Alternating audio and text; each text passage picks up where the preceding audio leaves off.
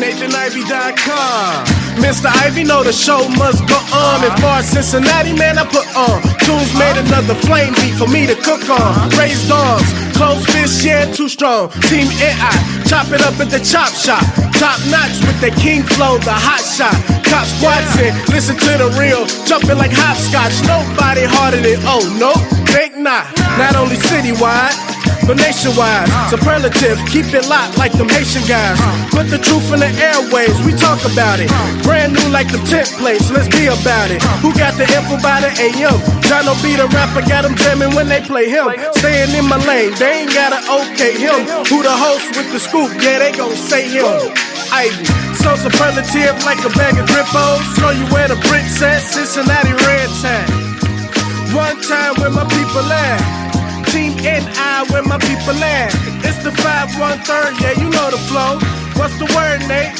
Let them know the show. One time where my people at. Team NI, where my people at. My people at. People at.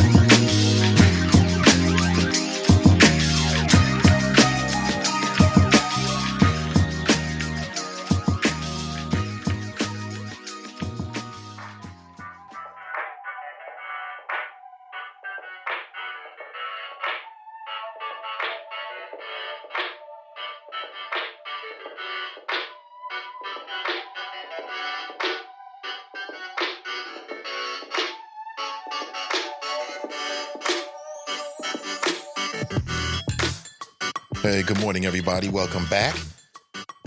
Back from my hiatus. Politicking on the latest.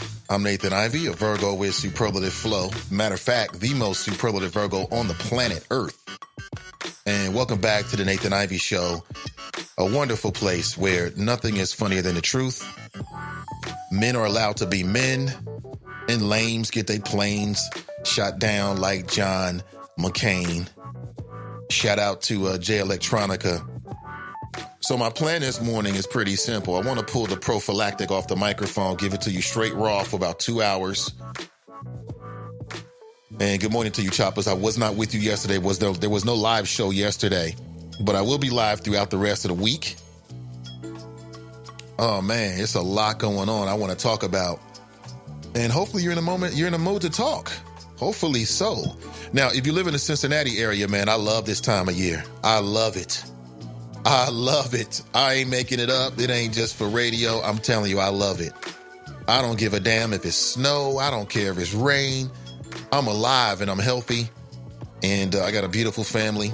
I get to do what I do, what I love every single day. And I love to connect with you. We get to chop it up.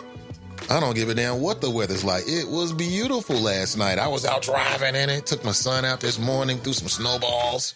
It was great. I love it.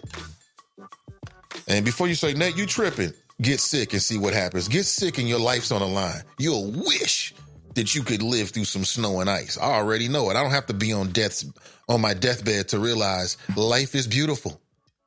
It is beautiful, and I love being with you every single morning. Good morning to you. Let's chop it up this morning. Numerous things to discuss. But before we get too deep into the show, I want to give you a little bit of news. This is the Bloomberg Urban Report. I want to hit you with this because it might trigger a conversation. At the very least, it'll catch us all up. Check this out. With the Bloomberg Urban Report, I'm Donna Wilson. Comcast's fight against media mogul Byron Allen's racially discriminated lawsuit is about to reach the Supreme Court this week. Allen, who controls entertainment studios, alleges that Comcast's unwillingness to carry most of his cable channels is discriminatory and goes against the conditions set of Comcast's acquisition of NBC Universal.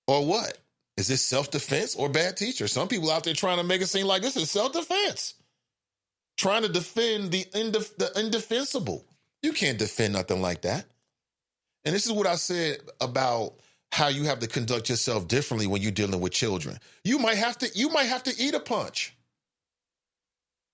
You might have to eat a punch if you're dealing with kids. True or false? You working with kids, you might have to eat a punch. True or false? The answer is fucking true. You know it's true. Period. And before you say, oh, Nate, I got to defend myself. Yeah, you do. You do. But I just feel like the line is a little bit different. Now, I'm not saying I'm going to let some kid or some teenager or whatever beat me down. But I know the difference between a child and a grown man trying to do something to me. To me, there's a difference there. You know, I might eat one. I might eat two.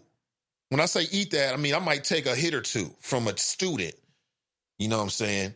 You know, in the hopes that I can de-escalate the situation. I'm just telling you. And I think you got to be prepared to do that when you work in a school. You just can't go off, in my opinion, the way I would go off. So I work in a school, one of these troubled students, because that's all it is. You got a troubled student, he get one in on Nate. Boom, boom. Okay, you got me. I can take a punch. All right, you know, you didn't kill me. I'm upset. I don't want to continue this. But I'm not going to react the way I would. Let's say I'm dealing with a grown man that's on some dumb shit trying to hurt me and mine. It's just two different levels to that. But that's me. There are some people that only got one level. It's you cross a line and they deal with you like you stole something from them.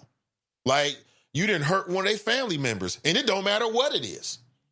There are men and women like that. You cross a line with them and you have a problem on your hands.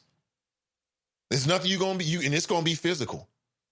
Now, there are plenty of people like that. I don't think it's the general population, but you know there's people like that. You probably got somebody like that in your family. It's the cousin that you don't call unless you want some shit to really go down. Because you know that once you call them, they only got one way to deal with it. That's it. Which coincidentally is exactly the cousin that I would call if somebody did that to my daughter. That's exactly what I'm going to do. I'm going to call the cousin that you only call when you really serious. Because you can't tell them, you can't start them and then stop them, right? Maybe this woman is one of those kind of people. And I would say that those kind of people should not be around children. Because there's levels to it. You know, there's levels to it. Now, this woman's been arrested. I think she should have been arrested for what I saw. And then she stomped on a girl's head. I'm like, you've won. You won. Right? It's over. You know, the girl's face down. Oh, man, it was a bad scene. And then she just walked away. Now, let me add this to it. There's a conversation online saying that the allegation is that the student may have called her the N-word. Now, I'm gonna say this too. Just because a kid call you the N-word don't mean you can beat them up. I'm sorry. You're going to have to eat that, especially if you working with kids. You just going to have to go to school that day and be called the N-word. That's just what the job entails, believe it or not. Believe it or not, that's the job. And either you're going to do the job or you're not. That's it. How many people agree with me? I'm sure you do. 513-873-7134 if you'd like to share your thoughts. Tiffany Langford faces a felony charge, and she's been released on bond. Her mugshot is all over the internet. And she's been charged with aggravated assault with a deadly weapon. Her bond was set at $10,000. And she was released on an OR bond. I don't even know if she should have been released on an OR bond. Because clearly she got some temper issues. I don't know what this child would have done. Did she spit? I'm trying to think of some things that would trigger people, right? Some stuff that across the board, it don't matter who it is. If somebody do this to you, you trying to put your foot in they, you know what I'm saying, right? Did the child spit in her face? Because them's fighting words. You ever had somebody spit at you? Yeah. Yeah. Yeah. What you gonna do? To me, in 21st century, that's a deadly weapon. I don't know what the hell is in your saliva. You know what I'm saying? The N-word. That's a bridge too far for some black folks. Some black folks are very sensitive about that. And they will react violently. They will react with like John Brown out this mofo, historical John Brown. Right? They are not happy. They're not happy whatsoever. So I'd like to get your thoughts about that. Is there ever a point in which a teacher can, square up with a student? And obviously, yes. Let's say you eat one or two from a student and you like, look, back up. And you trying to lead a situation, student won't let you go. You got to do what you got to do. You got to go through their ass then. So I understand that. You got to go through them. I don't care how old you is. I'm trying to get away. You won't let me go. You have qualified and did your duty, in my opinion. Now it's come home at any cost. But that's not what happened in this situation. Shit is everywhere, man. We're talking about, this is a non-local Cincinnati story, but I want to get your thoughts on it because people are talking about it. And it does say something about the times that we live in. As I've said, we're living in the last days in common sense. You stop expecting anything anymore because we can't expect anything. You can't expect for people that work where your children go to school to actually act like adults. You can't expect that. You can't expect for security guards to be professional. You can't expect none of that. But allegedly, they're saying that this student called the teacher the N-word. So what? You're going to have to eat that. You're going to have to eat that, B. Yeah, they called you the N-word. You're going to have to do a little write-up, and that's how you're going to be able to deal with it. Because you can't put your hands on somebody else's child. How would you feel if your kid went to school, used the N-word like, N-word, out of here. And then the adult violently shook or slammed your child? Would you think that was justifiable? I would say no. I say your ass got to go. You fired immediately. And you got charges coming. Period. But that's just me.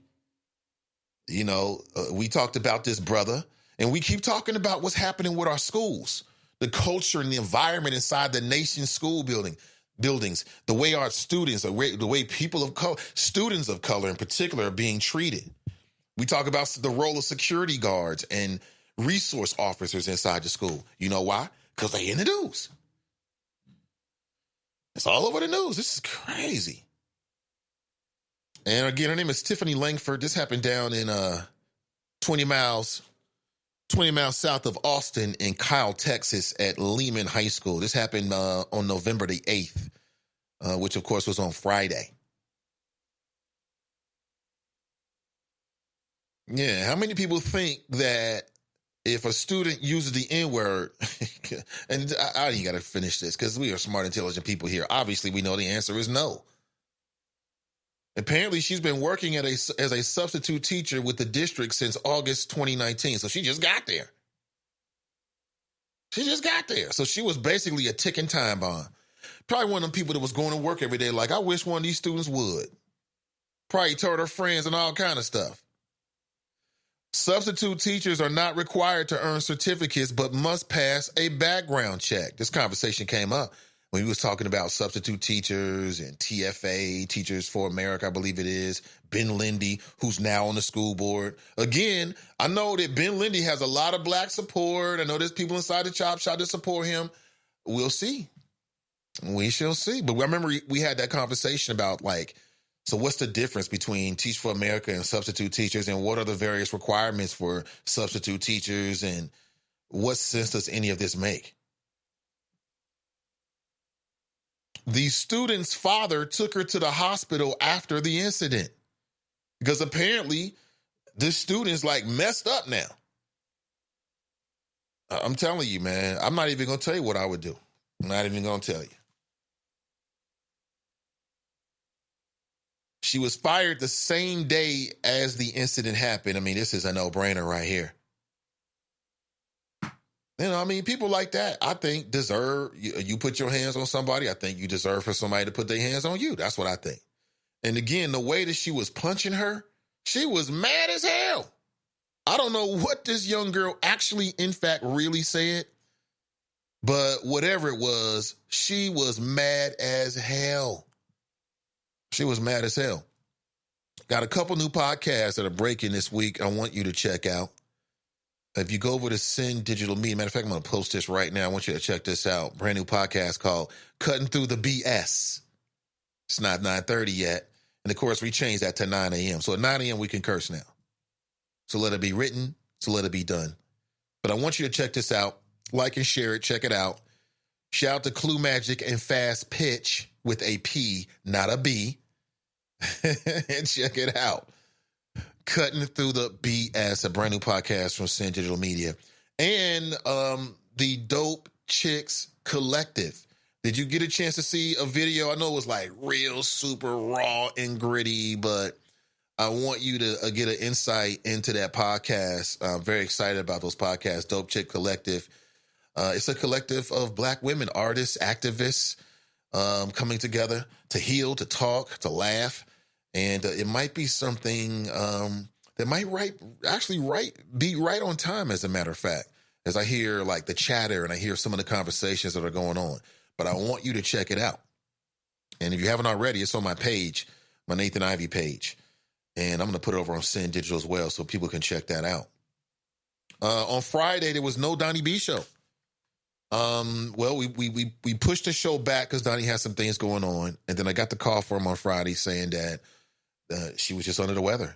So we'll pick back up this week. I did read the comments. I know people were checking it out. We're waiting for her show. Check it out Friday. But yeah, check this out. Cutting Through the BS. Let me see if you can hear this. If you will.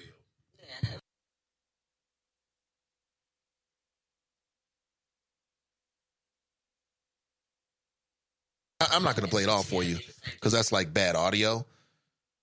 Yeah, what's up, James? What's up, everybody? What's up, Jesse? Thank you. Appreciate the likes. Yeah, check that out, folks. Cutting Through the Bull. Well, you know what? You can check it out for yourself. And I'll post a link inside the Chop Stop so you can check it out yourself. And please subscribe. So that show is not only just going to be an audio stream, but the plan is to do a live stream, a weekly live stream, Cutting Through the BS, hosted by Clue Magic and Fast Pitch. And they'll be chopping it up on whatever's going on. But one thing that you can always count on is that they're going to cut through the BS and get straight to the point. So look forward to that. Let me back up here. I want to greet all the choppers. I see Tanika was first inside the Chop Shop this morning. Good morning to you. How are you? Hope you had a great weekend. Hope you took me up on my advice. Be selfish. Relax. Enjoy the weekend. Pat Rice, good morning. Brian Rice, morning. CG Dub Rice, good morning, choppers. Tracy Rice, hi. Ayana Rice, good morning, all. Cassandra Rice, hey, choppers. CJ Rice, good morning, everyone. Fame Rice, good morning. Bad teacher. The boy is slight and not a real threat to a human with a grown man's strength. Again, we have people who just want to jack up kids. The mom at school, this teacher and the mom who used to use the belt on her teen son at the fair. I don't blame him for punching back. Yeah, there's a lot of that going on. I mean, he's referring to, and this was very difficult for me to watch this actually. There was a video that took place of a Black female mother. I'm not sure what the boy did. From what I read, I think he stole something allegedly. Kids will be kids. And the mother, it was very hard to watch the video. And she got a belt and she beat this boy in front of the white teacher like it was some shit, it was something straight from Roots. Like, I'm going to beat him, massa. I showed him. I'm going to show. You going to show out for the massa? It was disgusting. At one point, this Black female mother, like, looks him in the face and calls him the N-word. Little N-word? I can't even imagine what his home life is like. I bet he terrified every day. And it's going to mess up his development. It's going to change who he potentially could have been because of the trauma that his mama gave him. And I'll say it again. And parents may not like it. But in my opinion, it's parents that mess up kids. It's parents that mess up their own kids in most cases, traumatizing them. It was so hard for me to watch it. And I watched it because Donnie B was going to talk about it on Friday. It was so hard. It took me a while. You know what I'm saying? To just get through the whole thing. Because I'm looking at this little boy, he's screaming. I'm like, yo, I ain't never doing nothing like that to my son. I don't give a damn what he did. And I'm definitely not going to do that in front of nobody else. Not because I'm afraid or trying to do something secretive. But I got to respect my boy as a human being. I don't give a damn what he takes. We'll pay for it. We got you. But I'm not beating my child. This woman went crazy on this young boy. The belt was just flying around. At one point, I'm thinking she's holding like the leather straps and the buckle is like slamming around. And the teachers are sitting there just standing there mortified. They don't know what to do because they don't want to get some of that whooping. Because you could tell mom had like an athletic background or something. She must have played basketball or something because she was athletic with it. Woo! I fell for that boy. Then she made him walk over to the people and say, I'm sorry. I'm never going to do it again. And I took 2 eggs from the... What the hell is this? Some of that plantation slavery-ish mentality. But what was so sad is I'm looking at this woman being so ferocious. And you know what? I don't know if she was caught off her job. And I will be honest with you, man. I mean, Chairman Mom did come to the school a couple times and get with me. And I can't remember how bad it was. Like, I don't know if it was like that. Typically, you know, she would come out to the hallway and you in the hallway and then the people inside. Because that used to happen to some of my partners when I was little. I remember that. One of my partners be acting up, his mama would grab him out in the hallway. You all sitting there, you can hear through the door. And she giving him the business. Don't let me come down here again, get off my job. Then you better go in there and apologize. Then the door opens, he walks back in all slow. I'm sorry. I'm sorry for not doing my homework.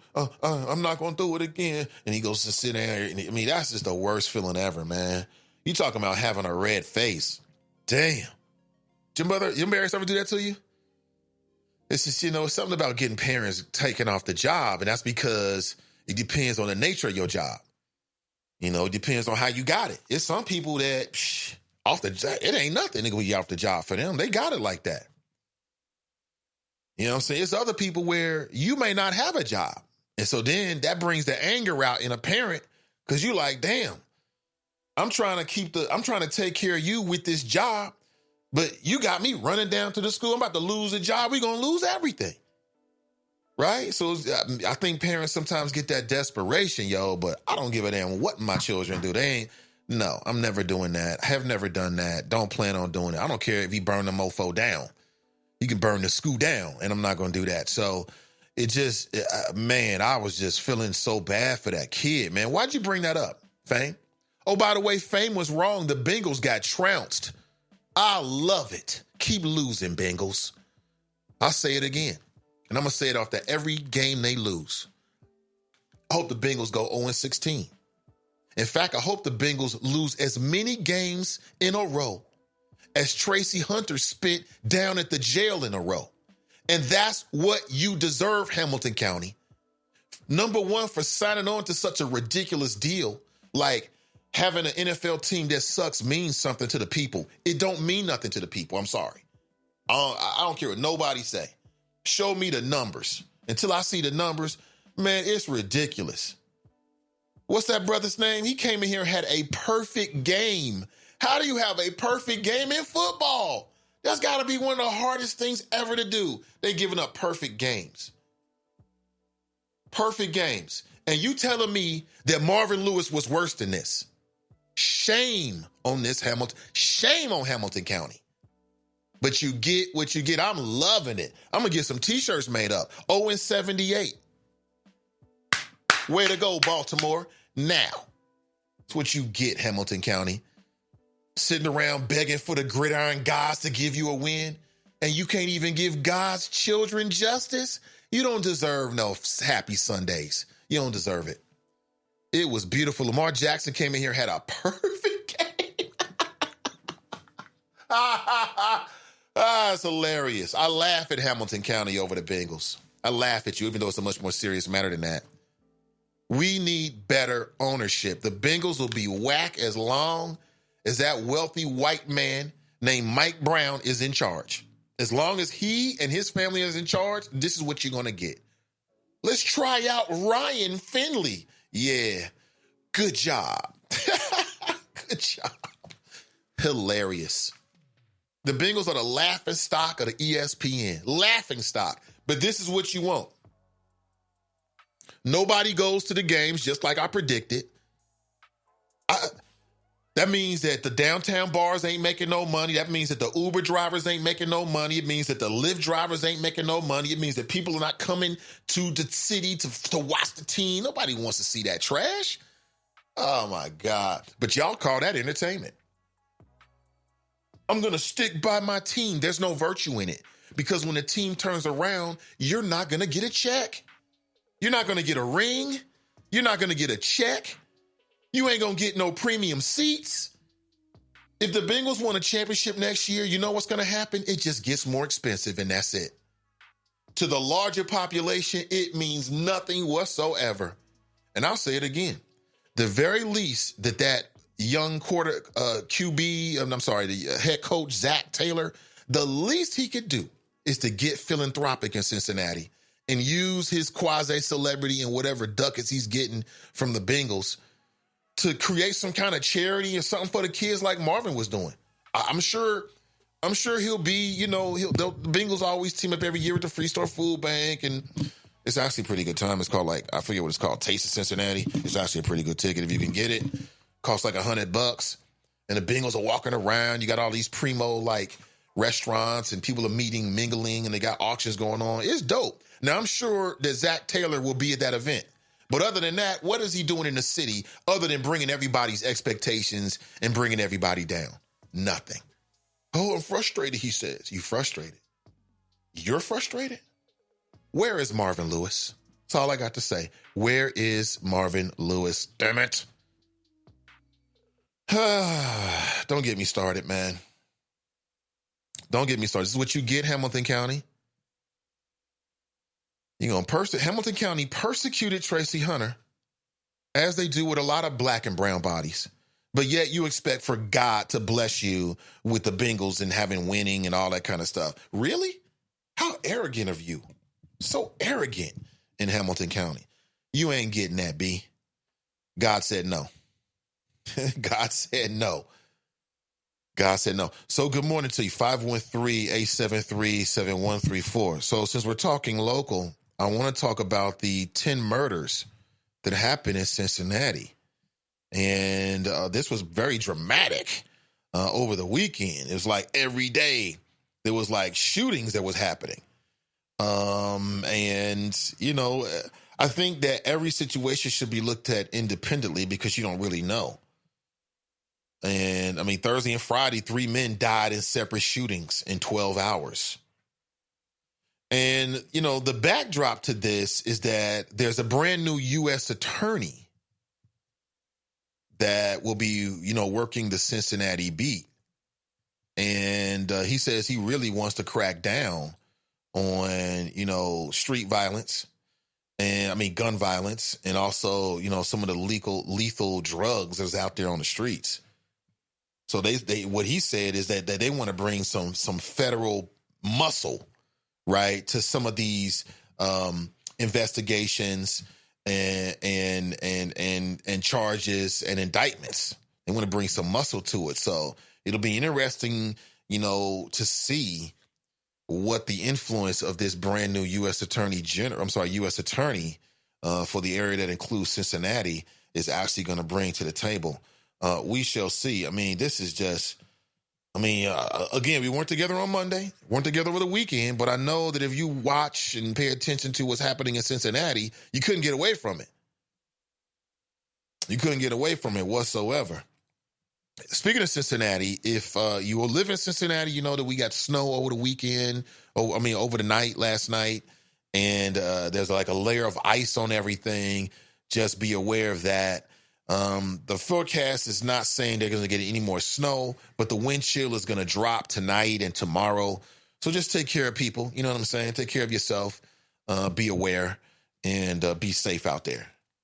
Be safe out there. To me, this is nothing. This is just like a little love tap from God. This is nothing. This is nothing right here. And yeah, this is just like just good old fashioned Cincinnati weather right here. We got a little layer of snow, a little layer of ice. You know, all the kids were like, do we have, how much snow? They ran to the window. Cincinnati Public Schools didn't have school yesterday, but they ran to the window. All the kids ran to the window this morning to see how much snow there was. And of course, they had to go to school. That's what it is. Mason Muller writes, morning 8 in the choppers. Hashtag public hearings. Hashtag Ukraine in the membrane. Hashtag facts matter. Well, on that note, this week is going to be quite interesting in terms of the people that are watching the impeachment process. This week, starting on Wednesday through Friday, is going to be the first public open hearings as the evidence is brought forward now to the general public. And the Republicans are just whining and moaning. All I can say is this. If Obama had done what Trump did, all these Republicans wouldn't be saying this nonsense they're saying now. Like, I mean, well, if the president really did try a quid pro quo, that would be wrong, they say. This is speaking for the Republicans. This is basically what their standpoint is, right? Republicans, elected officials, senators, basically what they're saying is that, hey, if quid pro quo in this regard, meaning that this for that, and what is Trump alleged to have done? Basically, what he's alleged to have done is to hold up military aid unless a foreign power did an investigation into a political rival. That would be Joe Biden. And if you look at the timeline, the military aid was held up. And now you got the White House running around talking about, but they got their money now. You know, it's too late. If Obama had did what Trump had done when Obama was in office, man, these Republicans would have jumped all over it. And how do we know this to be true? Well, we know this to be true because look at what they did with Hillary. They spent years talking about the emails and the server. Oh, my God. This is so unpatriotic, they said. This is malfeasance. How could you be in a secretary position and you're using your private Gmail, they said, right? It was the worst thing ever. Do you know people out there actually started believing it? Like, yeah, at my job, I can only use certain emails. It was the dumbest shit ever, right? It never made any sense. Now we found out that not only Trump, various members of his cabinet and his staff have all been using Gmail and using private email servers, and nobody makes a big deal about it. They tried to put Benghazi around Hillary Clinton's neck. She wasn't even there. Benghazi in emails. So if the Republicans would make up something and run with it of that nature, could you imagine if Obama had said, you know what? Can you do an investigation on Mitt Romney or John McCain or something like that? Man, they still be talking about it. But because it's Trump, they want to make excuses. He's not really a politician. He's still trying to fill into his shoes. They still keep using the same old excuses with Trump. But this week is going to be something different in the news bloodstream because you're going to see, these various witnesses come forward. And we'll see how the public takes it. Somebody asked me via social media last night about this, and they were like, well, Nate, do you think that the Republicans will turn on Trump? And my answer is no. They're not going to turn on Trump. In my opinion, the number to look at when it comes to whether the Republicans are going to turn on Trump, which is what it will take for him to be impeached, because the Republicans hold a majority in the U.S. Senate, and it's the U.S. Senate that will essentially act as the jury if it goes that far with this impeachment thing, right? They're going to stick with Trump. Why? Because the base of the Republican Party is in Trump's back pocket. The base of the Republican Party is like a third testicle for Trump, right? It's Trump's party. So turning against Trump could be bad for if you're a Republican. especially if you're a congressman, because a lot of these guys are in like gerrymandered districts where they're not really worried about a Democrat challenger. They're worried about a Republican out-trumping them. Oh, that was a good term. I was able to use that. Right. You might get trumped by a guy who runs further to the right than you are. Yeah, you're radical, but he's super radical. Right? And if you're an elected official, in most cases, what I've seen is they badly want to be an elected official for another term. So they're going to stick with Trump. So as long as his base is with him, I don't see these Republicans. I don't care what happens, in my opinion. I don't really care how compelling the witnesses are. I don't think it really makes a difference whatsoever. As long as the poll numbers suggest that Trump's base is with him, then he's going to keep the Republican Party. They're going to roll with him all the way out because it's to their own advantage. I mean, it's to their own advantage. I mean, think about this. How is this impeachment thing really going to roll out? So let's think about this logically. Let's say it gets to the point where it goes to the U.S. Senate, right? What's in it for these Republican senators to vote to impeach a Republican president? To me, wouldn't there be more value in allowing the Democrats to do all this BS? It goes to the Senate. The Senate votes. Republican majority votes not to impeach him. And then they can all claim a political win. See, we told you right before the election. Isn't that, if that happens, won't that just, I don't know, buttress his base? That's how I look at it. So we'll have to wait and see. Maybe the Democrats are hoping that they can turn some of the Republicans. Maybe the Democrats are hoping they can appeal to them. What makes you think that they're going to start making sense and doing the right thing now? They've been rolling with Trump through the Mueller investigation. Same thing. I mean, with the Mueller investigation, what we found out is that Trump had a really cozy relationship with Russia. Russia, can you find the 30,000 emails and all that? So Trump is the kind of guy that when he has a problem, he'll ask anybody. He'll use whatever lever or power, leverage he has to get what he wants. That's what we know. China, could you look into it? He doesn't care as long as he gets the results that he's looking for. So I believe it. From what I've seen so far, it looks like a bad case, but the Achilles heel is that you got to get these Republicans to turn, to vote against their own best interests. And I just don't see that happening. Look at Lindsey Graham. Is there a bigger hypocrite? Is there a bigger white male hypocrite in the U.S. Senate than Lindsey Graham? I mean, here was a guy when it came to Clinton was all about it. Oh, impeachment. It's for the country. Now all of a sudden, impeachment's the worst thing ever. And he's yabba-dabba doing it, right? And trying to make excuses. So I'm sorry, folks. I mean, just like I told you at Mueller, I never thought that Mueller was going to amount to anything because I read the fine print and knew that Mueller did not have the ability to indict. So that meant that he was going to put out a statement and then it was open for interpretation. And that's what happened. And I don't understand, if I'm a Republican senator, the only reason why I would, at this stage of the game, I've been supporting Trump all this time. You locking up kids and you've lost 1,000 children. We support you. By all indicators, Trump's rhetoric is whipping up the racists, right? The tension has never been so thick in America, right? They still with him. All the goofy stuff he tweets, they still with him. The girlfriends lying about it. The allegations of sexual, they still with him. They stuck with him through Mueller. What makes you think the Republicans are going to not stick with him through some little thing that the Democrats are doing with this impeachment?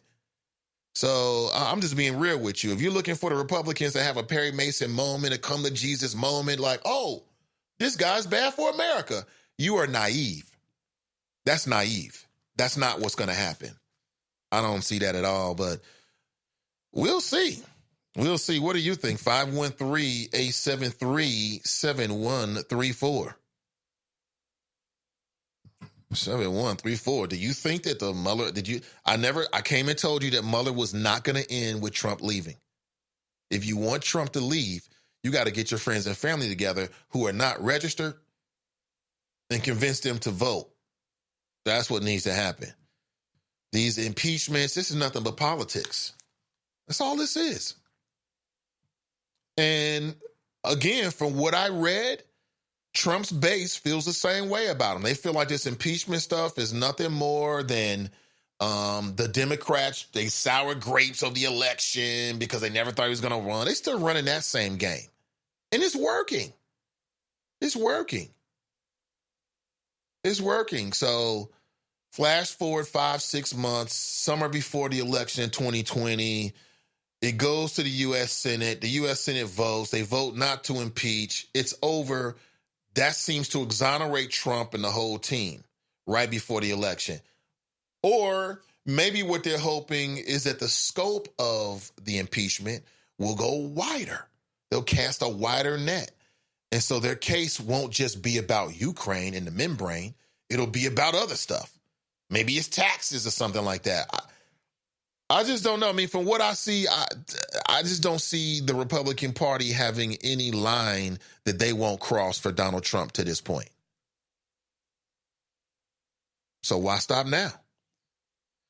Miss Sharp writes, great risings on a slushy Tuesday. Yes, it is. Ben Thomas writes, morning choppers. Just remember Fame, the sports expert, told you to bet the house on the Bengals. Fame, your only expertise is jailhouse etiquette. Oh, man, he went for you. I get that, Ben. Yeah, Fame was like, yeah, bet on the Bengals. I told you not to because the Bengals defy logic. It's God at work, the gridiron God. And until Hamilton County gives up justice for her people, you can forget it on all your major Hamilton County supported sports teams. I'm sorry, it's a curse. I didn't create it. And the only way you're going to turn it around is to close the racial gap. That's it. When you do that, then God, the gridiron God, will allow you to win. Because Hamilton County really wants the Bengals to be a winner. They're so invested in it. I think it's quite sad on some levels. Our identity in Cincinnati is larger than a struggling sports franchise, in my opinion. But there I go, exuding self-esteem. Shame on me. Ashley writes, good morning, Nathan and the Choppers. Miss Tiffany's in the house. She writes, morning. Hey, good to see you. Good to see everybody. Muzon writes, great morning. Derek writes, hello, the fine people of the Chop Shop. TNT's in the house. She writes, good morning. Kelly writes, good morning, Nathan. Brenda writes, happy Tuesday. Jace Chrome Lips is in the house. Did you make that up, Jace, or is that from a movie or a show or something like that? Harriet is still not on my Fire Stick, so I wasn't able to watch it. And I got an email from a listener who was like, Nate, like the show, but listen, I saw Harriet. You might want to go check it out. Yeah, she spoke highly of it. She spoke highly of it. And I'm reading more and more now that there's a lot of people that are speaking highly of it. Good morning to you, Kashara, if you're listening. She writes, I really enjoy your back and forth with the various people with various views. I often agree with your take on things. What I like most about your show is how you weave a comical aspect into your discussions. It is nice to laugh any chance you get. Absolutely, I agree. She writes, I heard you speaking on the movie, and based on different aspects you noted, I thought of waiting to see it when it hit Netflix. My curiosity got the best of me, and I went to see it on Saturday with a group of ladies. Despite what you have heard, I highly encourage you to check it out on the big screen, and here is why. Really? She writes, you said you couldn't believe they chose a British actress. I walked into the theater ready to be disappointed with her performance. What I got was the total opposite. The sister played the hell out of the part. If I hadn't heard she was British, I would have never known. Nothing about her nationality took away from her performance. She deserves huge praise for bringing Harry to life. What? Hold on. What, Kashara? I mean, I'm sure she was great in the movie, but an African-American sister would have did just as good, and it would have been better because she would have been channeling the Harriet Tubman inside of her. That's just my personal viewpoint. And then the other thing is she run around here with green hair doing interviews. Now, how you going to play Harriet, and then when you do interviews, you run around here with a green part in your head? Oh, my God, man. Anyway, she writes, the African-American slave hunter, I 100% agree with your take on why they put this character in the film. He really served no purpose except to maybe give people of non-color something to talk about. But the film did not really focus on him. He did have a few moments that were irritating, but they were few and far between. What he got in the end took care of things. The overall movie was much bigger than the little bit of negative message this character brought to the film. He was like a fly that kept buzzing across the screen. You wanted to swat him, and eventually you got him. So they set the brother up to be a fly. This is from Kishara. She's saying good things about the movie. I don't see myself going to the movie theater unless I come up on some tickets. And if I do, I'll share them with you. I'm probably going to wait to Fire Stick because I can't believe it won't be on Fire Stick like this week. I can't believe that.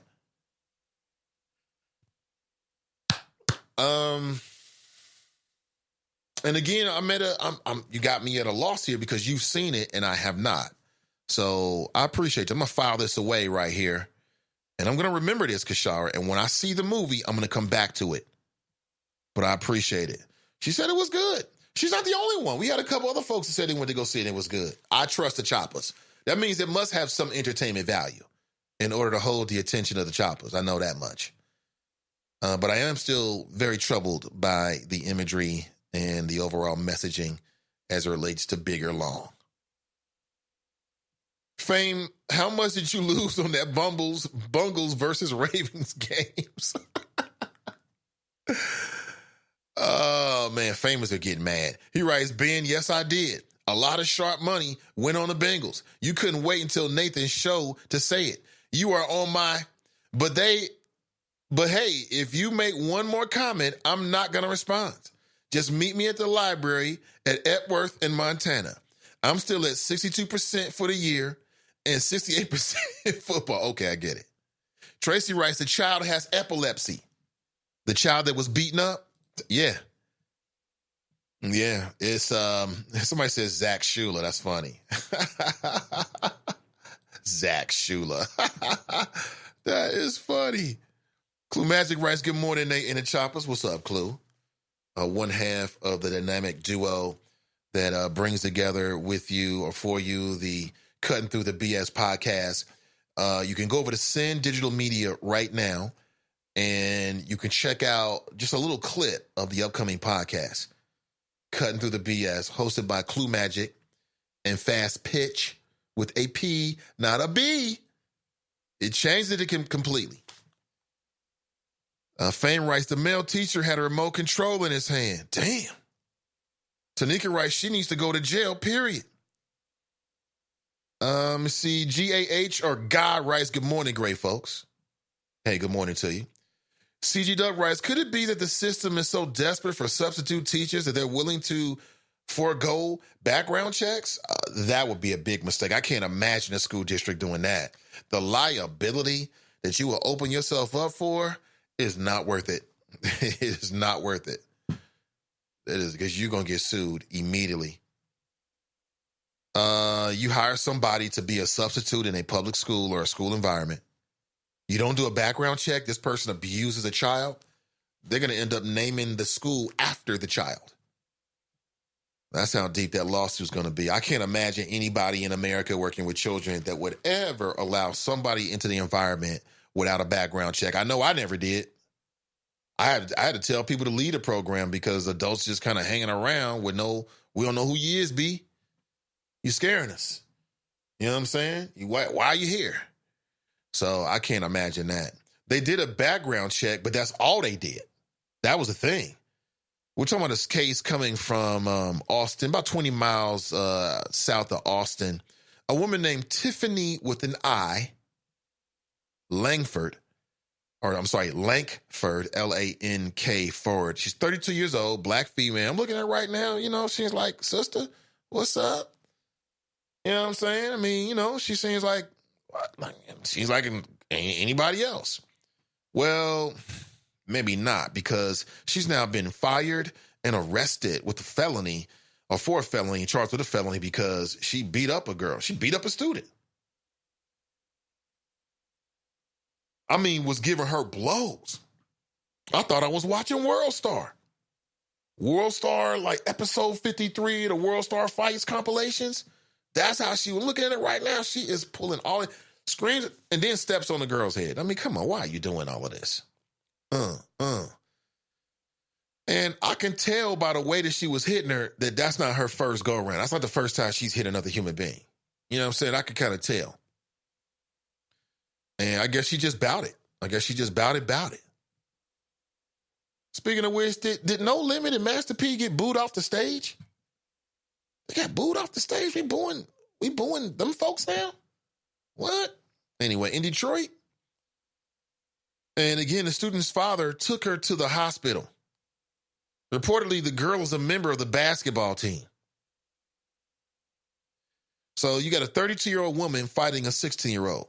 And I already know, I don't have to say that if that was your child, your first impulse is you want to run them to school and you want to fight this woman. I already get it.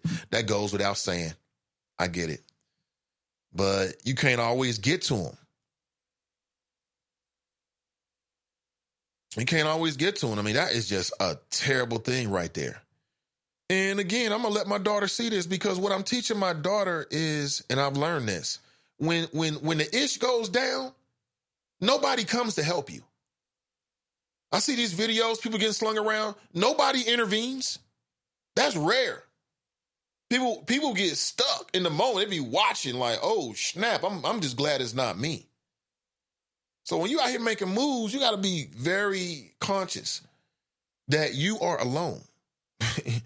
You know, if you're appealing to somebody to come over and help you and you're getting slammed around, you end up in a hospital.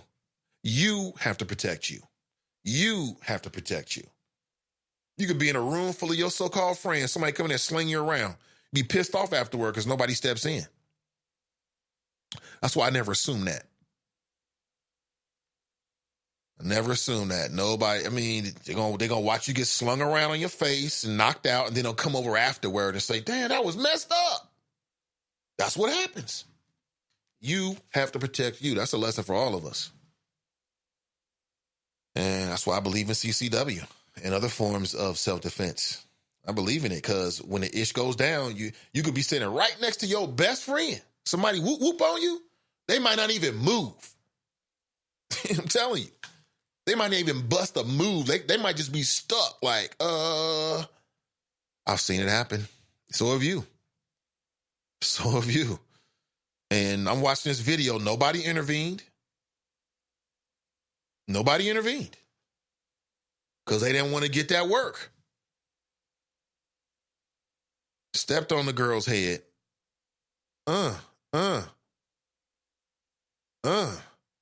Damn, I take that back. There was one girl that came over and said something, but she didn't physically intervene. Yeah, people will say something like, "Oh, that's messed up," but they're not gonna put themselves in most cases in between you and harm's way. They're just not gonna do it. They are just not gonna do it. Good morning to you. Okay, I'm gonna go back to your chat here. Muzone writes, I got a brother like that. That only have one level, right? There are people like that. I am not like that. I fully admit it. I got various levels. There are people out there, when something happens, it don't matter who it is, it don't matter where it is, you're going to get the same response, period. And it's going to be quick. And it's going to be, it's all or nothing. It's life or death right then. It could be over something small. There's people out there running around. They walking around here dealing with issues. They got a lot on their mind. They got a lot on their plate. You don't know what's happened to them in the past. And then they come across somebody playing games. People get killed like that. There's been plenty of people that got murked playing games with people that I'm describing to you who are not about games. Playing games with the wrong people. Grown folks. And they're not here with us. And what am I telling you this for? I'm just telling you, just be aware of your surroundings. And it sounds like, from what I'm looking at, I'm trying to figure out what would make a grown woman go that far. You talking about a 16-year-old? Did she cuss you out? Some people have said online, on Facebook, that the girl used the N-word. So what? She used the N-word. You're a substitute teacher. You should expect that when you walk into the building. And you should be willing to and have the skills to deal with it. You might be called the N-word all day.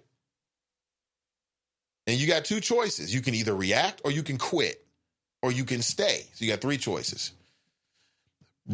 Broadway Stark, first of his name, writes, greetings, word from the North. New York has decided to house all the sports teams except the Yankees in one place. The Staten Island dump. Just kidding, of course. New York don't pay to house losers. How do you think we are? Cincinnati? Question mark. Anyway, it is so decreed that alt middle will always dwell in the mind of busters. Oh yeah, good morning. Hashtag alt middle. Ayatollah stand up. Sorry for mangling at the very beginning. It was very poetic. Broadway Stark, first of his name. Brian writes, where is the line drawn? If one see that they can do it and nothing happens, others will continue to try her. I'm just saying. Well, I think that there's many ways to get respect when you're dealing with children and you're dealing with students. And I think that if you don't, I think it takes a certain disposition to be a substitute teacher. And if you don't have that disposition, and part of that is you're going to have to eat a lot. You're going to have to deal with somebody, kids saying F stuff to you. If it was an adult, you might react differently, but you're dealing with students in the schoolroom and you're not going to be able to do anything about it. But say, get out of my classroom and go to the principal's office. That's as far as you can take it. When you start putting your hands on other people's children, you open yourself up for liability, legal ramifications, lawsuits, firings. You open yourself up for other things to happen that maybe you didn't intend to happen. Oh, I didn't mean for her to fall down and now she's got bleeding on the brain. I just meant to push her outside my door because she was disrupting it. But when you start to put your hands on students, it opens the doors for all kinds of things to happen that you maybe didn't even intend. I just think it's a bad deal all the way around. That's just me. That's just me.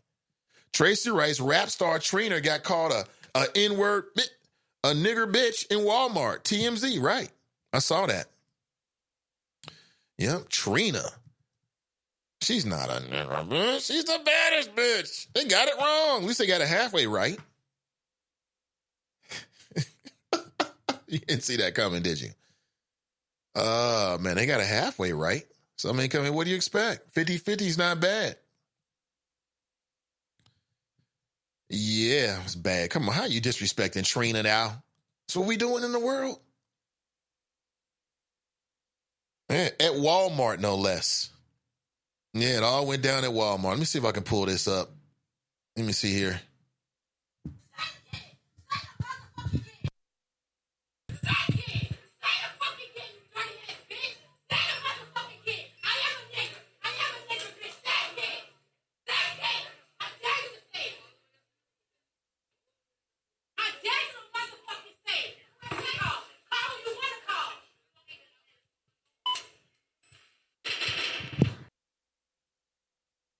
Not the best audio quality, but that was Trina.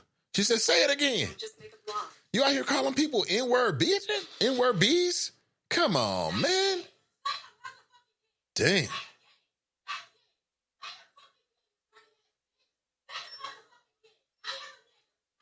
Yeah, I think she dealt with it appropriately. And had she slapped her across her face, I'd be okay with that too. Yeah, I think she dealt with it appropriately. A little bit of public ridicule is always good for people to play games. I don't get it, man. I'm a very much live and let live kind of dude. I don't get these people disrespecting other people in malls and things like that for no reason. I just don't. Why? You're not making money off of it. Why are you doing all that? I just don't understand it. But, you know, people's racism, they think they can get comfortable and call you N-word B's and all this kind of stuff. I think that Trina dealt with it appropriately. And like I said, had she slapped her across her face, I'd be okay with that too. I wouldn't have a problem with that either. Leave grown folks alone. You get what you get. You get what you get. Has she bust her over the head with some liquid soap, I would be okay with that. You know, has she tried to take some liquid soap and wash her mouth out? True story. My mother did that to me once. Like that was really going to stop me from cursing. Yeah, I forget what word I said, but I got all mad. Little boys can be like that. I got all in my little boy feelings and said something one day. And she literally took a bar of soap and put it in my mouth and made me wash it out. Literally. It didn't stop me from cursing, but I didn't curse for a while, though. Not around her. Not around her. See, that's old school. You do that today, they're like, oh, you trying to poison your kid? You trying to poison your kid? My mother be all of a world star. No, she's a good mom. We need her. Don't take her away. Jace writes, the teacher went too far. I think obviously we all agree the teacher went too far. The only way a teacher can square up with a student is if the student is barring the movements of the teacher. The teacher's trying to leave, de-escalate, and the student is like violently, in my opinion, trying to prevent you. In that case, you got to go straight through them. You are well within your rights. Because that's tantamount to kidnapping. I mean, you know that's a kidnapping charge, right? If you grab somebody and say, you ain't going nowhere, they're like, let me go. Kidnapping. Fame writes, last time somebody got somebody to beat me up, the person who called fared better than the person who was called. I ain't Mike Tyson or Riddick Bowe, but I don't run and let my hands go. That's good to know, Fame. Thank you for that. Tracy writes, if I have to call that cousin, he's a retired Navy SEAL who gives 0 Fs. Right. We all got people like that in our family. And you don't call them unless it's serious business. Because once you call them, you can't call them again and say, don't do it. Now it's over with. It's out of your hands. It's bigger than me. Derek writes, I can use profanity at 9 a.m. Think I might not do that. Think I might not do that today, LMBAL. Okay, I understand. Bunky's in the house. He writes, what's up, Nate and Choppers? Good to see you. Clue Magic writes, that was sad. When the boy started fighting his mom back, where does she go from here? Right. It's very sad. It's very sad. Some of these folks, man, again, when I see a mother abusing a child, I think that mother or father or parent abusing a child, I think that parent was abused. That's what I think. Speaking of parents abusing their children, and I'm not happy to report this, but it's being reported that there's a rift, maybe a social media rift between T.I. and his daughter. You know, last week, everybody was talking about the fact that T.I. was too involved in his daughter's life. I mean, that's his daughter, ultimately. If he wants to go to her gynecological exam and talk about her hymen and make sure her hymen is intact, he's paying for her lifestyle, not me. So ultimately, that's on to him. To me, it's a little bit too much. But again, you never know the arrangement that he has with her mother. Okay. So this week it was reported that on Instagram, the daughter unfollowed the father, right? So T.I.'s daughter is no longer following her. And I just hope that the media doesn't try to break up that family or to bring a rift between a family. Obviously, the daughter's okay with it. And again, listen, T.I.'s daughter's going to be okay, whether she has a kid or not, because her father is rich. Okay. So if that's the price of being born with a silver spoon in your mouth, is that your daddy is so overprotective that he wants to make sure your hymen is intact, then I think that's a good trade-off. You know, lifestyle of richer famous, being born with a silver spoon in your mouth, basically being given the keys and the gateway to a career in entertainment. And dad's going to come to your gynecological exams once a year and make sure your hymen's intact. Yeah, I think the former is much more valuable. She'll be okay. It's not like he's abusing her. And again, think about the trade-off. She gets to go home to a mansion on TV. Mom and dad's got connects through Hollywood. She'll probably end up on more reality shows or come out with an album or something like that. And, you know, for a few years after she became, started having her periods, dad went to the gynecological exam. And instead of waiting outside, he actually went inside. I mean, to me, it's not the biggest thing in the world. Now, ultimately, it's ineffective. We all agree with that. You trying to stop your kid from having sex is like stopping, the seasons from changing. It's natural. It's going to happen. To me, I would put more of an emphasis on education, like being educated about sexually transmitted diseases, being educated about what it means to be a parent, being educated about your body and things like that, how to make sure that you're going to be healthy if you're going to make some of these intimate decisions. I think that's where T.I. should put his focus, but he might be doing that. He might be doing all of that and more, and he's going to the gynecological exam and not just sitting outside and reading old Sports Illustrateds or whatever the hell magazines they have. I guess they don't have Sports Illustrated magazines at the gynecological exam. I'm not sure what kind of Vanity Fair or something like that. Well, these days you can just look on your phone. And instead of sitting outside in the waiting room, he's just going inside. It's really not that big of a difference. Because theoretically, whatever happens inside, let's say mama's inside, when they come out, she's going to tell dad anyway. So it's really not that big of a deal. And I don't want the media to try to break up that family because they got a problem with it. You know what I'm saying? Let me see here on my notes. I'm going through my notes from yesterday, and I just kind of transfer some of this stuff to today, including giving props to Roland Martin. Now, I've been saying this long before I read this article in Black Enterprise magazine that Roland Martin, in my opinion, is a pioneer. He's a pioneer. He left News One Now and started his own thing. And I read over the weekend that Black Enterprise magazine is saying that Roland Martin reaches more Black Americans than any news, than any other station. And I've been telling you that digital is the future, and Roland Martin and his success is a great example of that. And as I told you, again, I said this last week before I saw the article in Black Enterprise magazine. I told you, and to me, how could you not look back and look at the success of Roland Martin and not say that Urban One made a mistake? I don't understand it.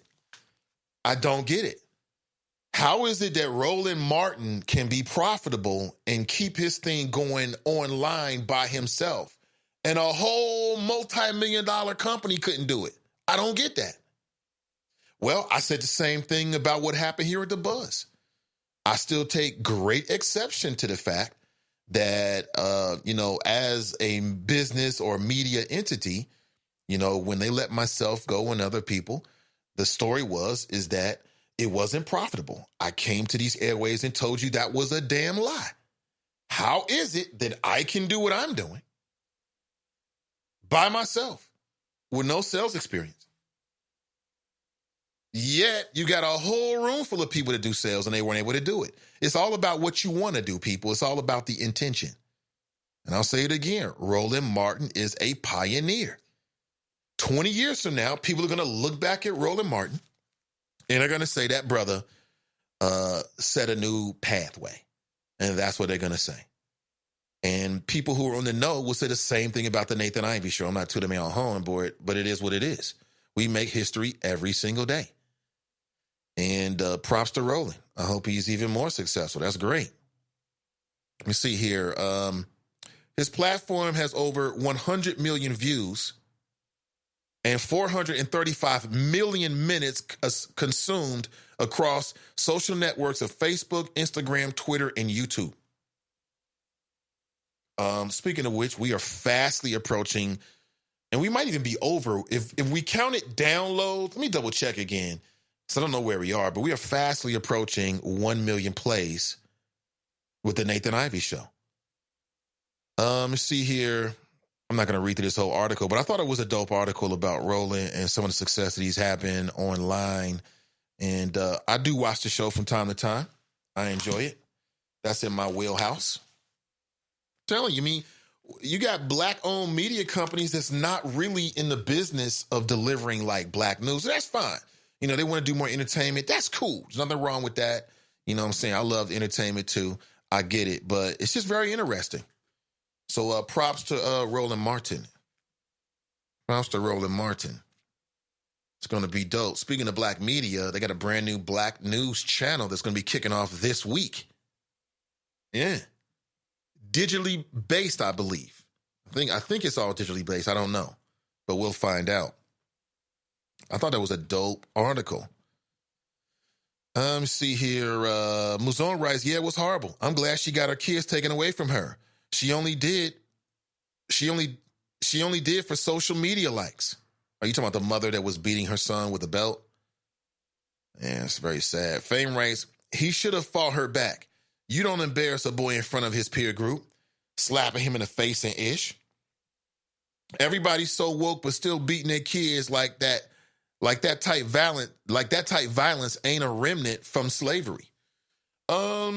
Well, I mean, not everybody's beating their kids. That's number one. There's a lot of black folks that are taking a different pathway, precisely because of that kind of stuff. They just don't want to be involved with that. They feel like it's wrong. I would also say that if you show me a mother or a father or a parent that's doing that, I wonder how they were raised. And that's not to absolve them because they're adults, but it does say something about the actions they're taking right now. Sharp writes childhood trauma. Exactly. Childhood trauma. It's exactly what it is. Traumatizing your kid, going to beat the hell out of him at school. And the thing about it is that's not going to stop him from acting up. It's not going to stop him. Fame writes, the boy and his siblings were removed from the mom who beat her son at school. I read that. I believe he had 4 siblings or maybe 3 siblings. I think 4 kids were removed from the mother. And I'm not happy to hear that. I want parents to be with their kids. But maybe this could be a wake-up moment for her. You know, hopefully. And hopefully it doesn't make the situation worse. You never know, though. Cassandra writes, I have whooped my son at school before. It was when I was a single parent, but it was like a week of them calling me off my job just because he went to school and decided he didn't want to do work. He was being disruptive. He didn't want to listen, but I didn't do it in front of people. I made the principal leave his office and did it in private. After that, he was fine. She said, after that, he was fine. The means justify the ends. I'm sorry, the ends justify the means, right? Like I said, it happened to me. My mother came down to school like twice. And the first time she kind of grabbed me up. Like, look here. Like, you know I got to work. Right? And that's powerful, right? Sometimes the parents got to break it down to you. All that stuff you like. That's how we get it. Oh, Christmas coming up. Don't you want something? This is how I get it. Going to work. When I'm here, I can't be at work. I remember breaking it all the way down for me. And I'm not sure if that's what stopped me or I can't really remember actually, but it did happen. It did happen. Mike Jones writes, I find that taking things from my son is a lot more effective than hitting him. Mazone writes, Lamar Jackson is the second best QB in the league. He was my number 1 best QB up until last Monday Night Football, and Russell Wilson took the top spot. Ray writes, I love the Ravens. Ravens and Seahawks Super Bowl. I wouldn't be mad at that. I like the Ravens. I like Russell Wilson. He just seems to be a good brother, man. You never hear about him getting in trouble. You know what I'm saying? He's just playing football and being a man of God. Nothing wrong with that. Fame writes, he's a child, Clue. He learns from her. Since she want to be an asshole, she gets what she puts into her child. Derek writes, F the Bengals. Clue Magic writes, Lamar Jackson knows what everyone knows. Stats go up when you play the Bengals. Records have a chance to be set or broken. Damn, that's not good. Renee writes, good morning, happy Tuesday. Hey, good to see you, Renee. Fame writes, C. Jones, speaking as a dad, dads know, beating kids ain't the answer. Like I said on Donnie B's show a month ago, black women have ruined the black child for decades, yet we blame absent fathers. When y'all want to have an unfiltered discussion on this, let me know. Yeah, but I hear what you're saying. I remember that conversation on Donnie B show. Is It Just Me with Donnie B podcast? Subscribe wherever, people listen to podcasts. Matter of fact, let me bring this up because Cam writes, Nathan, what type of soap was it? Zest, Coast, Palmolive? I think it was whatever the green was. What is that? No, I'll tell you what it was. It was Ivory soap. I remember that shit now.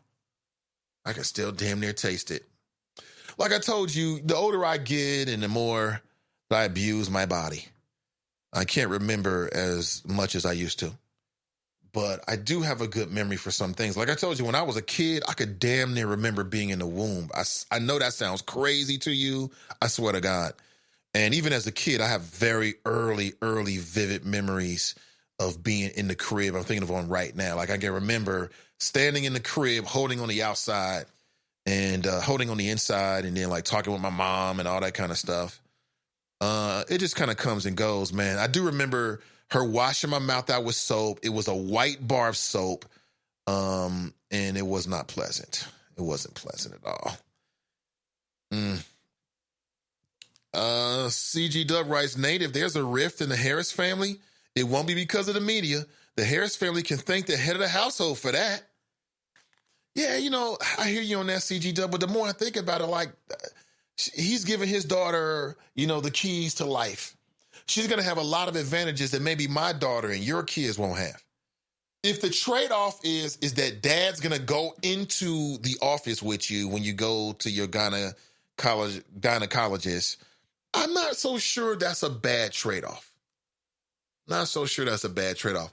People say they want fathers in their life. He's in her life. He's in her life. And, you know, maybe we're just looking at it wrong because we're unaccustomed to seeing what a father looks like when he's in his daughter's life. I'm just throwing it out there. CG Dub writes, Nate, I recall the so-called mother had previous charges of child endangerment in 2018. This ain't nothing new to her. She pissed me off coming up there with the fake TMZ camera crew. You doing all that for what? Hashtag dumbass right. Bunky writes, did the student hit the teacher first? I don't know. But even if the student hit the teacher first, in my opinion, when you work with kids, you have got to be willing to take a couple blows. And even after that, you cannot react to a child the way you would do with a grown person because they're not a grown person. Now, am I saying that you should let a kid, if you work with children or students, beat you up? Obviously not. But I'm saying that you got to be willing to take a hit or two. I'm just throwing it out there. See. Cam writes, social media has made the world 10 times smaller. The issue with T.I. and his virgin daughter should have remained private. In a sense, her innocence has now already been broken spiritually. Now it becomes more difficult for the natural to not be made manifest. She may end up on a stripper pole now. I'm just saying. What? Man, that's a far cry from being on a stripper pole. Social media has made the world smaller. I agree with you. I agree the issue with T.I. and his daughter should have remained private. I agree with that too. I don't think her innocence has been broken. She might be I don't think her innocence has been broken. I don't think so, Cam. This is just my personal opinion. How's her innocence been broken? Her dad went on a podcast because he does a podcast called Expeditiously, I believe. And the T and the I in expeditiously are uppercase. I think that's how they do it. Speaking of which, there's a clip right now over on a Sin Digital Media page.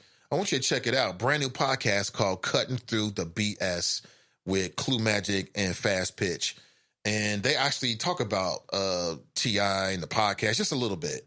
Out of context, but I just want to throw in that plug. But back to T.I. real quick. I mean, so he's got this podcast that he's trying to promote. He goes on another podcast, probably to promote his podcast. And he's telling interesting stories. He's trying to say things and share things that are true about his life that he maybe haven't shared in other places because they're trying to get plays. Now, what I would say is that was, from a media standpoint, that was the whole point. He was on a podcast with two sisters, as a matter of fact. They put out a statement. I don't remember what they said, but they put out a statement regarding his statement. And listen, all of this is going to work. Like all of this is designed to get us to listen to his podcast, to check out the next episode of the family's reality show. And it's going to work. It's going to work like a charm. Watch. It's going to work. And his daughter's going to get her cut. He's going to get his cut. They're going to be chilling somewhere, right? On the beach or somewhere chilling. And, it's probably no big deal to them. Has T.I. told the world if his sons are still virgins? I'll wait, right? You know what? Maybe it's some of that looking at it different when you got a daughter as opposed to a son. I don't know. I mean, for me, I would look at it the same and different. And what's different about it is that women have babies. Women have the children. Like in their bodies, they usually stay with the mama. So it's a little bit different, but it's the same. I have a son and a daughter. one is much older, but I look at them the same. I want to make sure they have the education that they need so that when they get in the moment, they know what they need to do to protect themselves. Now, I don't want my daughter, I want my daughter to be healthy. That's what I want to be. I want her to have a healthy sex life. Would I prefer for her to wait till she gets married? What father wouldn't? Same thing with my son. What father wouldn't? I get it. But ultimately, that may not be my decision. So the only thing I can do as her father is to make sure that when she makes these critical decisions, she has as much information as possible because she's going to be held responsible. You know what I'm saying? It's going to be her life. CG Dub writes, Nate, stop it. Like I said before, T.I., like most men, fear knowing that one day their daughter's leg will be open in the air. Education is key. Ooh, that was very vivid. It was very vivid. It was very vivid. And of course, your legs don't always have to be in the air when you're having intercourse. We realize that. But, I mean, I can't speak for T.I. Speaking for myself, I'm not really caught up with it like that. I'm not worried about that because that's an eventuality. Now, I would hope that it's with her husband and it's in a way in which she's not being taken advantage of. That's what I hope. But, I mean, just thinking about my own self, I mean, you know how it is. You're trying to get it in. You know what I'm saying? And without the right information to tell you what the science is and why you should do this and what the risks are, you got people out there having unprotected sex, protected sex, casual sex with multiple people. You know, maybe it's fair to say that all of us go through a phase in our life when we do those kind of things. And I think for those of us who come out of it without having any long-term diseases or diseases, period, it's probably because of education. It's probably because of education. So maybe T.I. is caught up with that macho, this T.I., this is my daughter, you're not going to get my daughter. We'll see how long that lasts. I'm not so sure it's going to last that long. Those women took down the T.I. episode. Oh, did they? They should have left it up. That wasn't smart to do. I mean, you're doing a podcast for people to listen to it. You bring T.I. on.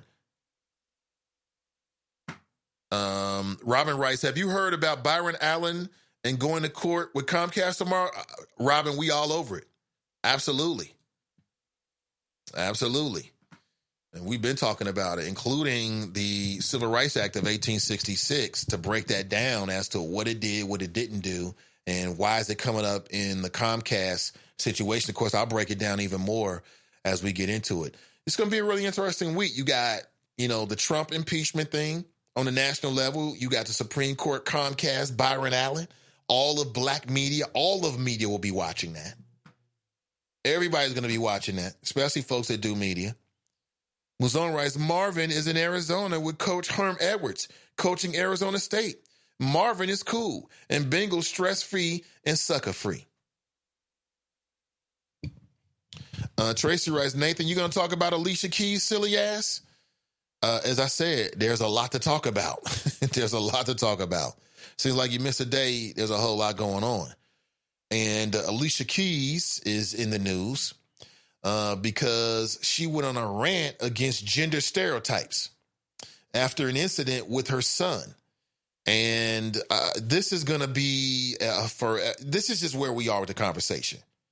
We are going to continue to have conversations about gender stereotypes, about transgender issues, about gender fluidity. It is. And so essentially, Alicia Keys took her son Genesis to a nail salon.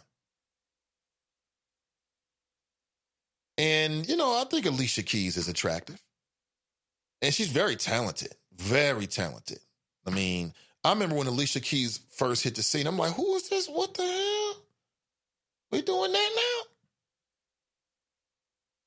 We doing that now? And yeah, Alicia Keys is definitely a cutie. Absolutely. That's not the question though, is it?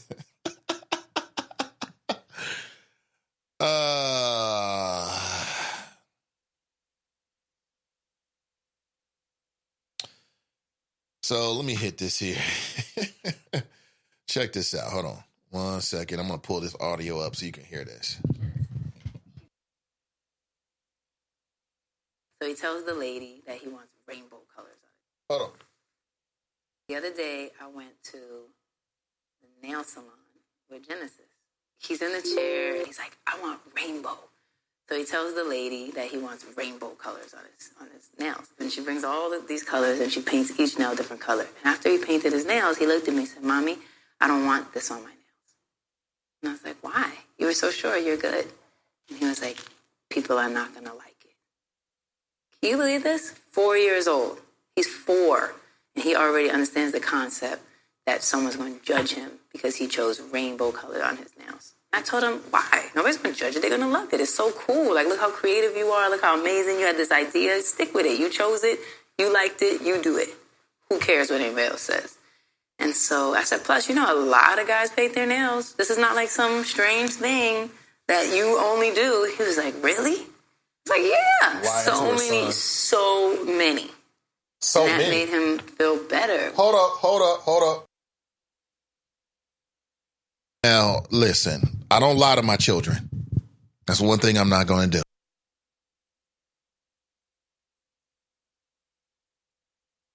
As I told you, I grew up with old school black folks from the South that didn't play no games.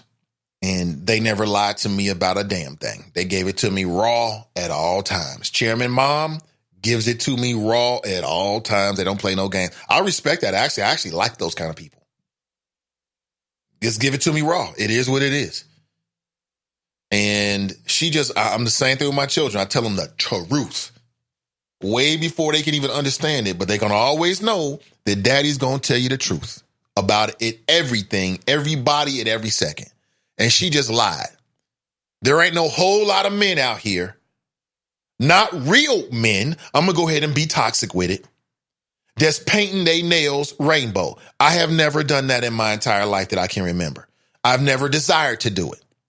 The second problem I got with Alicia is your son is 4. When you're 4 years old, when you have a 4-year-old child, you control their complete world. I have complete control over my son's world.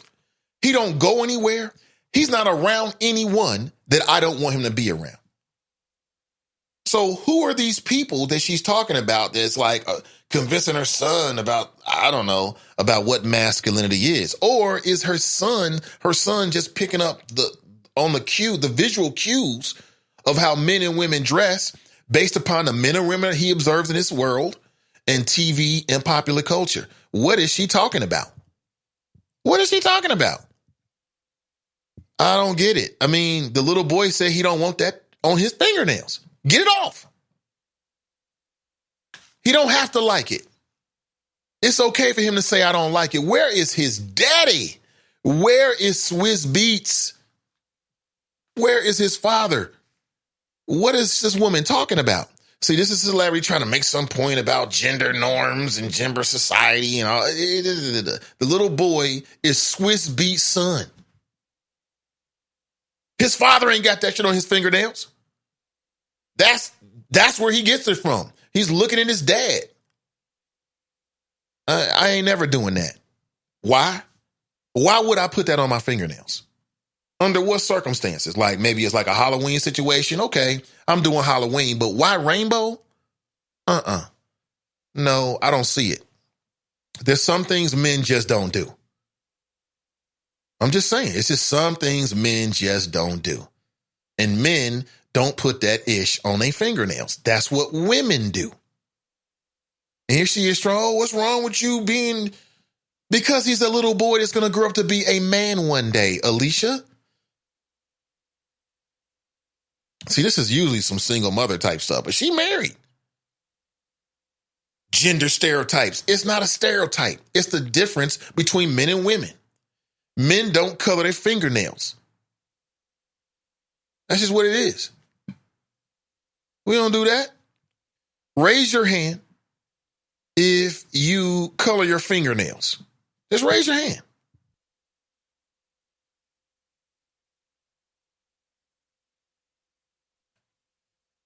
But it just got me to thinking how completely judged we are all the time. The way I see it is that there is masculine and there's feminine energies inside of us all, and that's period. That's just how it is. And it gets concerning to me that we can't just explore these different sides of ourselves. She just want to talk. These different energies that are within us. And even for me, myself, I oftentimes express the masculine energy that's inside of me. How do you do that? And it's very natural to me. That's how I feel. And all the time, if that happens, there's the judgments and there's the stereotypes and there's all the energy. Oh, because you wore some Timbos one day? My boys, similar. If they want to express the feminine energy that's inside of them, there's all these judgments and all these... Okay. See, this that Hollywood-ish right here.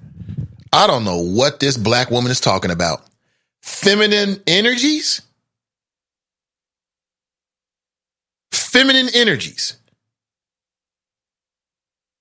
I don't know what the hell Alicia Keys is talking about. She on some of that Hollywood black celebrity dumb shit. Because what she's saying right here makes no sense. The little boy said he don't want that on his fingernails. Listen to him. That's it. It don't have to be some big conversation about all the pressure. Some pressure is good. See, this is what's wrong with the world. Hold on one second, choppers. This is crazy. See, why'd you bring this up, Glenn? You knew it was going to happen. Alicia Keys is out here being labeled and judged.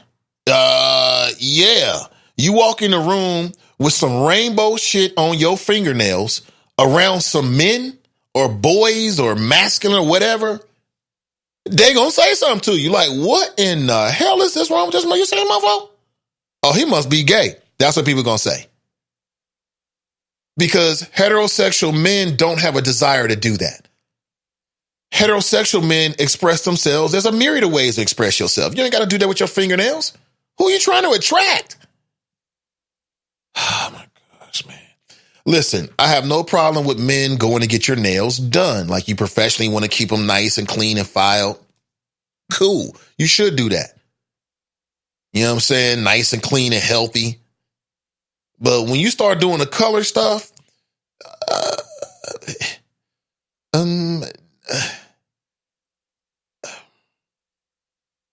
it becomes more complicated. We'll put it that way. Alicia Keys is the Gilligan of the week. Her and it's a close one right here. Tiffany Langford, substitute teacher that opened up a can of whoop ass on a 16-year-old student, put her in the hospital. Or Alicia Keys, who is trying to make some point. I guess she wants to make a point today and be serious. I mean, can you go make some more hit Grammy-winning songs? That's what you're good at, Alicia. And looking incredible in a tight dress. Stick to that, please. That's not sexist, because it's facts. Mazone writes, weather like this is why I don't get into the global warming crisis debates. Well, what I would say to that, Muzone, is that the fact that we're experiencing cold weather is not evidence that global warming is not real. It's not at all. In fact, I believe that Cincinnati's weather patterns are certainly different than what I can remember as a child. And I think it's because of the global impact that man is having on our weather systems. And unfortunately, man, it just seems like we're not doing enough to really turn this around. I hope that within our lifetime or in the lifetime of your children, we don't go past the tipping point when it comes to the environment and then we can't come back. That would be very unfortunate for every human being on the planet, because that's the most precious resource that we have. You know, mofos run around here trying to stack chips and gold and women. That's nothing compared to the earth. Right? In my humble opinion. Fame writes, Marvin is a special consultant to Herman. Marvin has probably seen how much he likes coaching college before taking a job next year. We shall see. We shall see. Mike Davis writes, rise and shine, young stars. Good to see you, Mike. Pat writes, he will be impeached in Congress. However, he will not be removed from office by the Senate. Well, I think Congress can vote to send it to the Senate, and then they can decide as to whether they're going to actually complete the impeachment process, because impeachment is the process, not necessarily the ending. So Clinton was impeached, but he didn't leave office. So Donald Trump could theoretically be impeached and not leave office. Or the process of impeachment, right, is impeachment, but he could still remain in office. It's just complicated. But what's not complicated is the simple majority that the Republicans have in Congress. I'll say it again, my friends, and I want to say this to all the choppers. Let me turn myself down here. I would not put a lot of stock in thinking that this impeachment is going to remove Donald Trump. I don't see that happening. I don't see that happening at all. Why? If you're a Republican senator, why? Why would you do this? Why would you vote against the leader of your party? You've been standing next to this guy and standing up for this guy at all the rallies. You've been silently supporting him or tacitly supporting him in your silence. Why would you now decide to give into the plan of the Democrat Party during an election year, no less? I just don't see it happening. But we will find out together. Klumazik writes, I'm not making excuses, Fame, but maybe this lady was raised differently from you and I. She may be off the school of thought that you get messed up where you mess up at. Are you saying the kid has no culpability at all, Fame? See, Mason Muller writes, his base is maybe 38%, right? I don't know if his base, I've seen the numbers be higher than that in terms of Trump's base Republican Party. But one thing is undeniable is that in the off-year elections, midterm elections, primaries, his base is going to vote.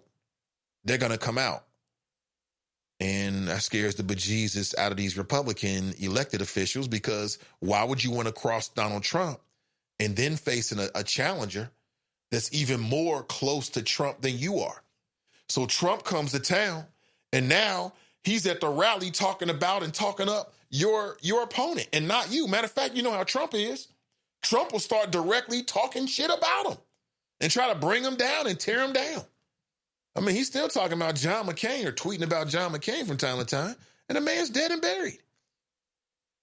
So it's not that they're afraid of Trump as an individual. They're just afraid of the influence that he has over the various individuals that are part of the Republican Party. We shall see. This impeachment ish will do nothing but get Trump reelected. It could backfire. It could. I can see that. I can see it. And the only way it backfires is if Trump is not removed from office. If the impeachment does not end with him leaving office. We shall see. Woody writes, good morning, Brother Nathan and the Choppers. Harriet movie must be good. I didn't go to sleep. Cam writes, hey, good morning to you, Woody. Cam writes, good morning, peace, Nathan and the Shop Choppers. Absolutely. TNT writes, you got knocked the F out. Tracy writes, that teacher would get jumped on sight. Hashtag whoop that trick. Damn. Magic writes, Trina didn't want no smoke. If you are offended, take off. She shouldn't have to say it again to get Trina to take off. She did it for the gram. Well, Trina had more to lose. You know, Trina's got she probably got a little money coming in or got a little nest egg. She ain't trying to get this white woman talking ish and none of that. You know, she's trying to get the bag, not share it, because she puts her hands on a woman at Walmart. I think she gave her what she deserved. Again, had she got some liquid soap and shoved it down her mouth, made her choke on it, I wouldn't have been upset about it.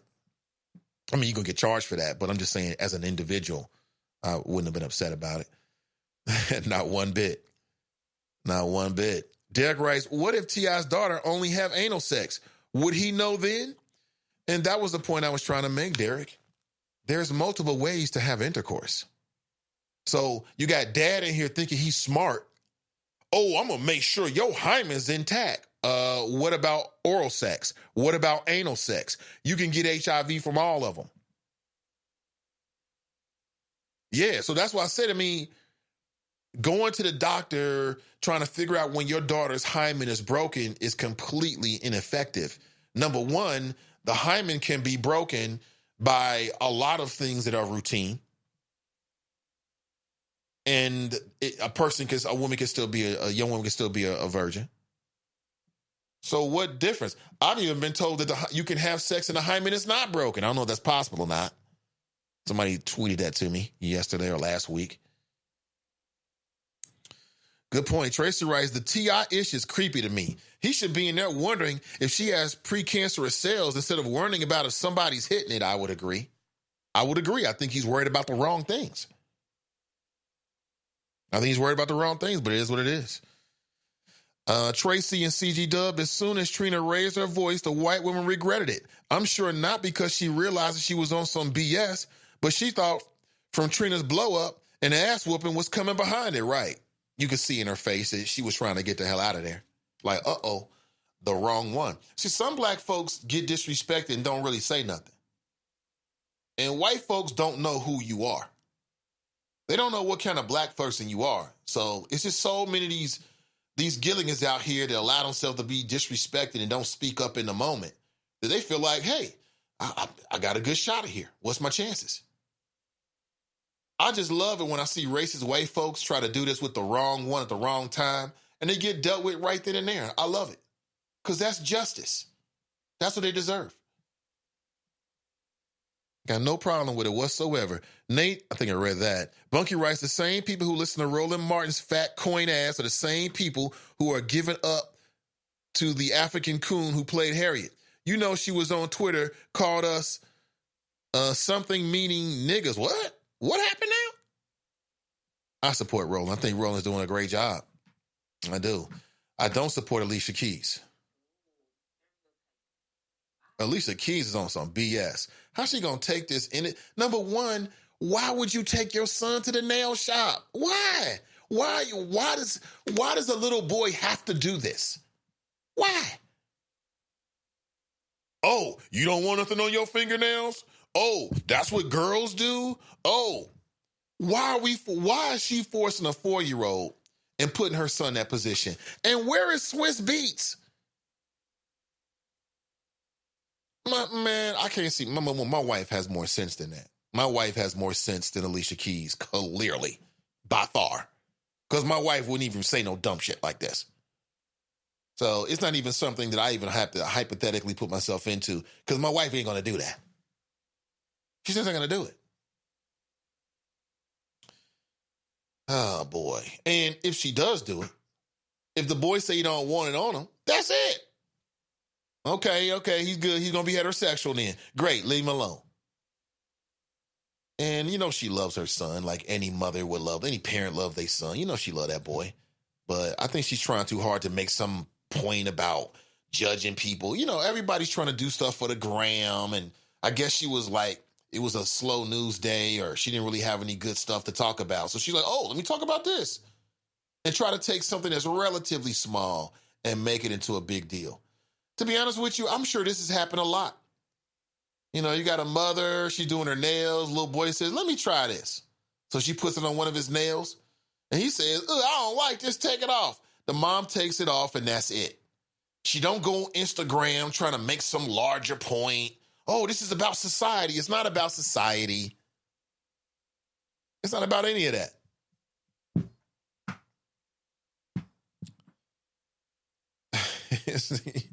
It's about society.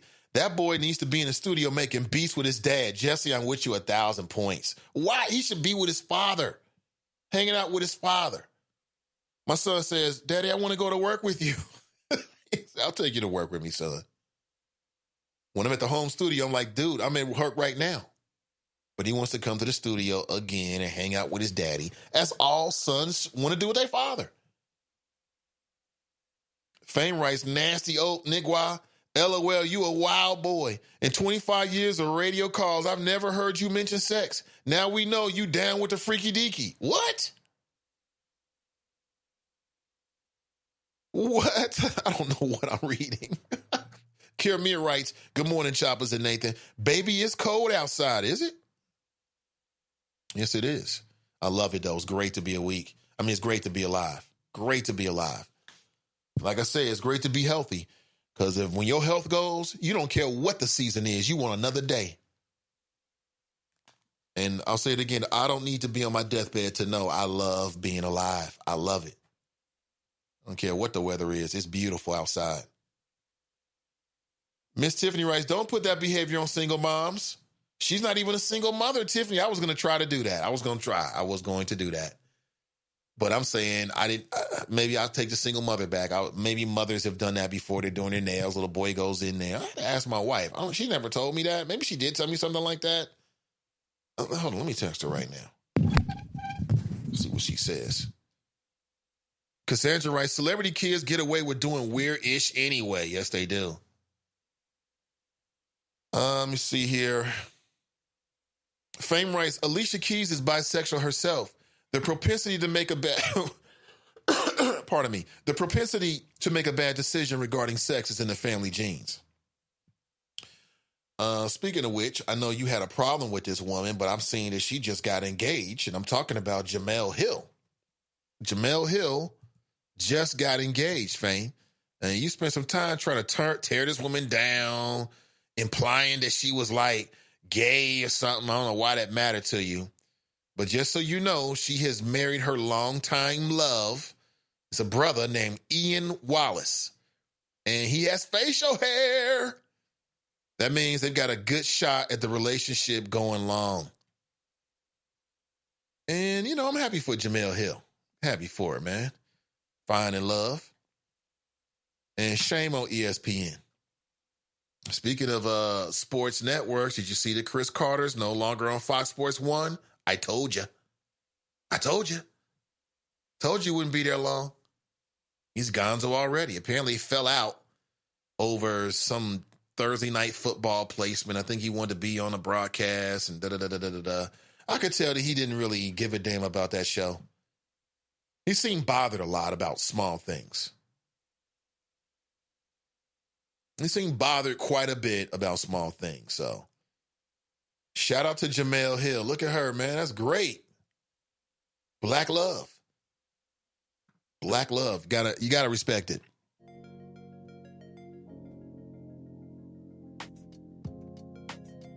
Oh, that's great, man. Great to see people happy. It's always a beautiful thing. I feel like we talked about a billion things today. Robin writes, so how come I haven't seen any conversation about what will happen if the Supreme Court rules in Comcast's favor? I don't know, Robin. I don't know. Robin, hopefully you're listening. Keep listening to the show. We'll definitely be talking about Comcast and the Supreme Court. I've been setting the table as we get ready for it. And as someone who's in that digital space or in the media as well, I am very interested in the overall outcome of this case and what it might mean. And this will be interpreted for years to come. Mike Jones writes, Chris Carter is very emotional. Yes, he is. Very emotional man. Hey, listen, thank you for being here. I'll be back with you bright and early tomorrow morning at 8 a.m. And listen, take care of yourself. Remember, winners focus on winning. Losers focus on winners. So stay focused and stay winning, and we'll talk real soon. I'm out.